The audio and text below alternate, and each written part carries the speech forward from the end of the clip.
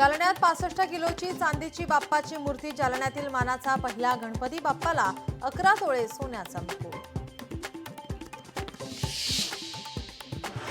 मराठा आंदोलकांचा हलगीच्या तालावर ठेका। CSMT railway स्थानकावर मराठा आंदोलक ठाण मांडून तरुणांसोबत वृद्धांचाही मोठ्या प्रमाणात सहभाग।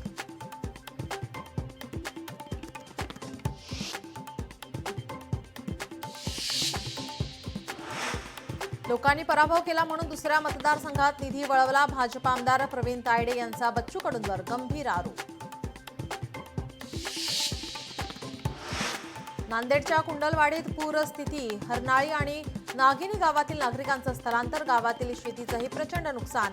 पंचनामे करून आर्थिक मदत देण्याची मागणी।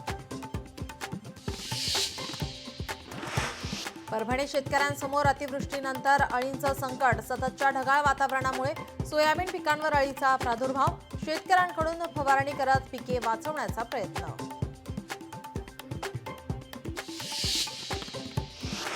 नांदेडमध्ये पूरग्रस्त शेतकरी गावकरी आक्रमक। पालकमंत्री अतुल सावेंचा ताफा अडवत रोष व्यक्त। शेती पिकांची पाहणी न करताच परतल्याने आक्रमक। रत्नागिरी रेल्वे स्टेशनवर दुर्घटना टळली। चालत्या ट्रेनमधून उतरण्याचा प्रयत्न करणारा तरुण पडला। जवान धावून आल्याने दुर्घटना टळली।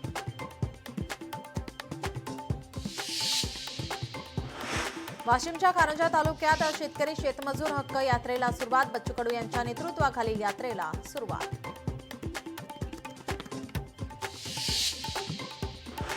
सोन्याच्या दरात विक्रमी वाढ। सोन्याच्या भावात 4000 रुपयांची वाढ। सर्वसामान्य ग्राहकांच्या खिशाला मोठी झळ।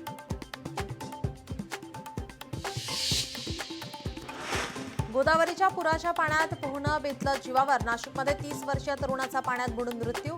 टाळकुटेश्वर मंदिराजवळ आढळला मृतदेह।